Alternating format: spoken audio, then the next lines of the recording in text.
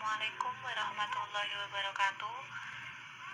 Kami dari kelompok 6 dengan tema orientasi dan sumber daya manusia yang beranggotakan 1. Muhammad Taufik, NIM 6304020011, 2. Rizik Fajar Ramadan, NIM 6304020012, dan saya sendiri Anika Putri Jaya Widayanti, NIM 6304020013, akan mempresentasikan hasil dari diskusi kelompok kami.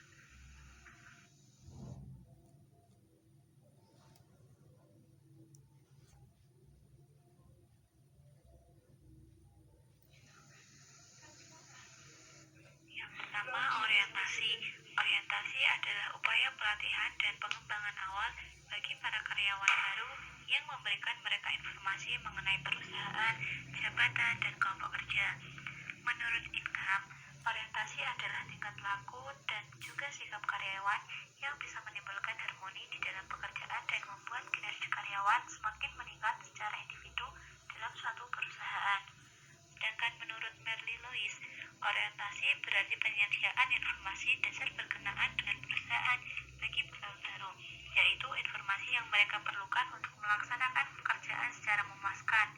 Informasi dasar ini mencakup fakta-fakta seperti jam kerja, cara memperoleh kartu pengenal, cara membayar gaji, dan orang-orang yang akan bekerja sama dengannya. Orientasi pada dasarnya merupakan salah satu komponen proses sosialisasi pegawai baru, yaitu suatu proses penamaan sikap, standar nilai, dan pola perilaku yang berlaku dalam perusahaan kepada pegawai baru.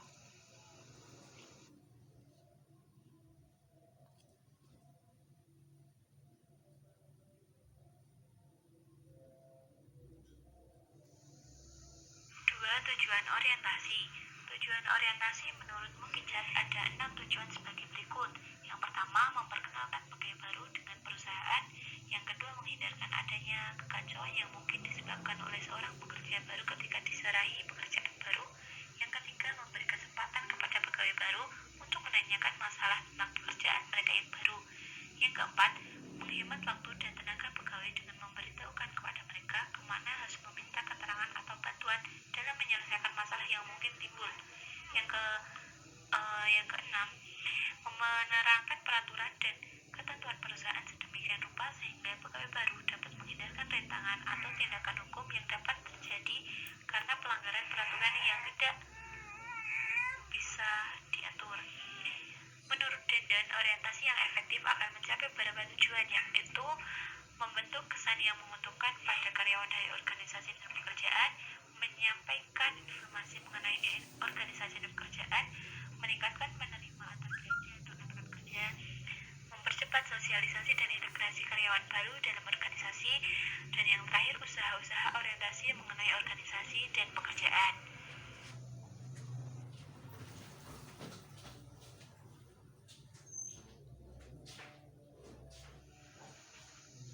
Dan selanjutnya itu manfaat orientasi.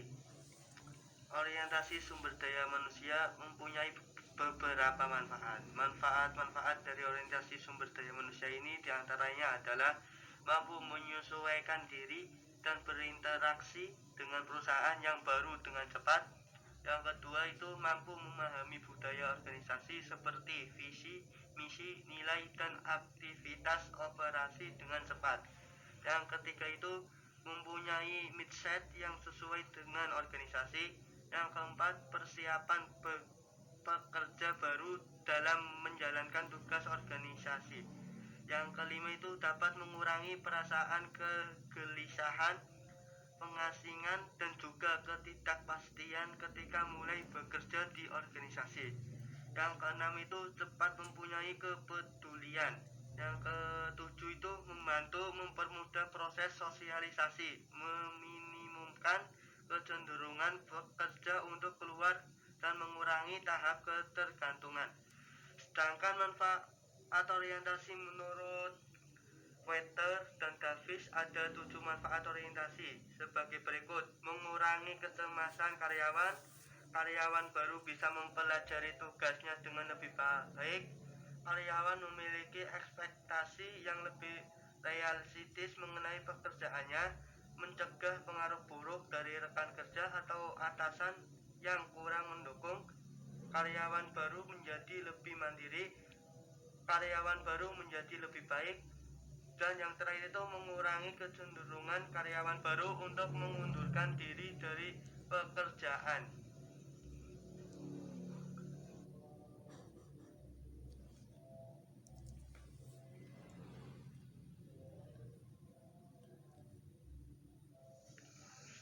Dan selanjutnya itu tahapan orientasi.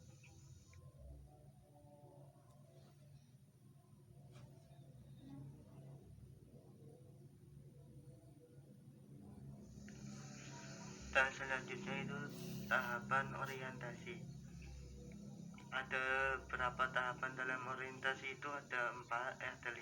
Yang pertama itu perkenalan, memperkenalkan pegawai baru, mulai dari unit kerjanya sendiri sampai unit kerja besarnya dan sampai unit-unit kerja terkait lainnya, akan memberikan ketenangan dan kenyamanan si pegawai. Dan tahapan orientasi yang kedua itu penjelasan tujuan perusahaan, ya, dengan menjelaskan profil perusahaan secara lengkap seperti visi, misi, nilai-nilai, daya perusahaan, dan struktur organisasi, akan membuat pegawai baru lebih mengenal perusahaan tersebut, sehingga akan membangkitkan motivasi dan kemampuan dia untuk mendukung tujuan perusahaan. Dan tahapan orientasi yang ketiga itu sosialisasi kebijakan. Perlu adanya sosialisasi tentang kebijakan perusahaan yang berlaku, mulai dari kebijakan baik yang terkait dengan sumber daya manusia seperti lewat karir, training, hubungan kepegawaian, penilaian pegawai, sampai pemberhentian. Tahapan orientasi yang keempat itu jalur komunikasi. Jadi membuat jalur komunikasi itu mempermudah pegawai baru menyampaikan aspirasi maupun pertanyaan. Tahapan orientasi selanjutnya itu yang kelima, proses monitoring. Pada awal bekerja, pegawai baru sudah disosialisasikan target kerja yang harus dicapai. Dengan adanya orientasi pegawai baru tersebut diharapkan dapat membantu pegawai dapat bekerja dengan baik, yang dapat meningkatkan produktivitas kerjanya, yang pada akhirnya mendukung pencapaian tujuan perusahaan.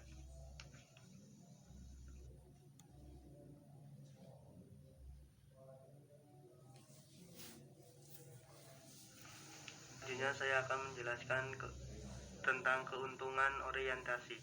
Menurut Simomoro Wahyudi, usaha-usaha orientasi yang efektif juga berkontribusi terhadap keberhasilan jangka pendek dan jangka panjang.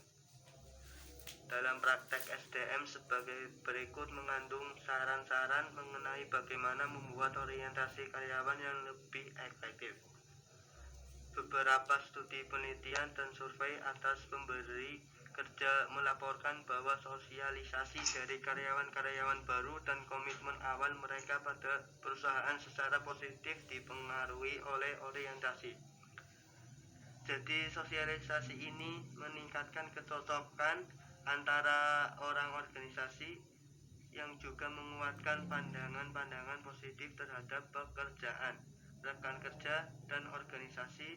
Para pemberi kerja telah menemukan nilai dari orientasi bahwa tingkat retensi karyawan akan lebih tinggi jika karyawan-karyawan baru menerima orientasi yang efektif. Dalam bentuk pelatihan ini juga berkontribusi pada kinerja organisasional secara keseluruhan. Ketika para karyawan lebih cepat merasa sebagai bagian dari organisasi dan dapat mulai berkontribusi dalam usaha-usaha organisasional.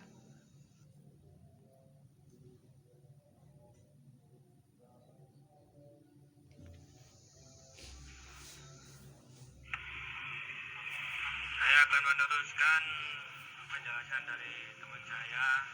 Ini kelemahan orientasi. Menurut Andako 2012, kelemahan umum dari program orientasi adalah pada level supervisor, walaupun bagian kepegawaian telah adalah merancang program orientasi secara efektif dan juga melatih para supervisor tentang cara bagaimana melakukan orientasi pada bidangnya. Namun, seringkali mengalami kegagalan.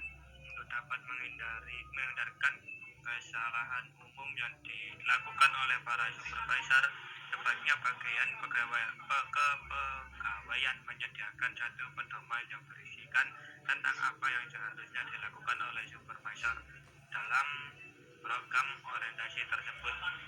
Cara lain yang dapat dilakukan adalah buddy system, yaitu dengan menetapkan satu orang pekerja yang telah berpengalaman dan meminta kepadanya mengajak pegawai baru tersebut.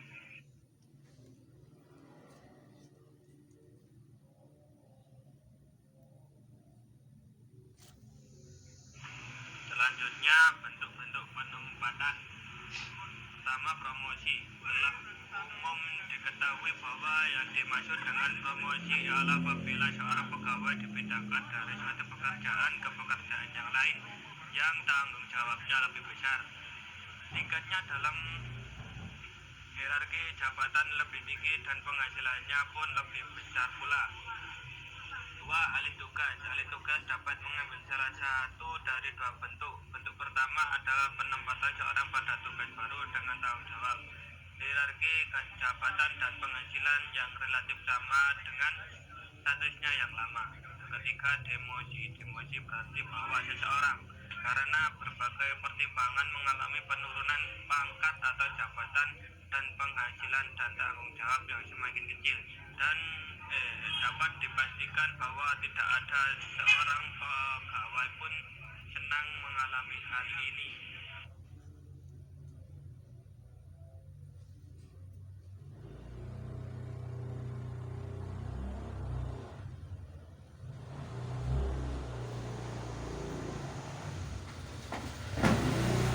Selanjutnya, prinsip-prinsip penempatan sumber daya manusia. Yang pertama, prinsip kemanusiaan. Yang kedua, prinsip demokrasi.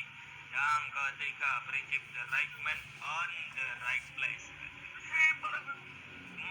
Prinsip equal pay for equal work. Yang kelima, prinsip kesatuan arah. Yang keenam, prinsip kesatuan tujuan. Yang terakhir, prinsip kesatuan komandan. Siap dan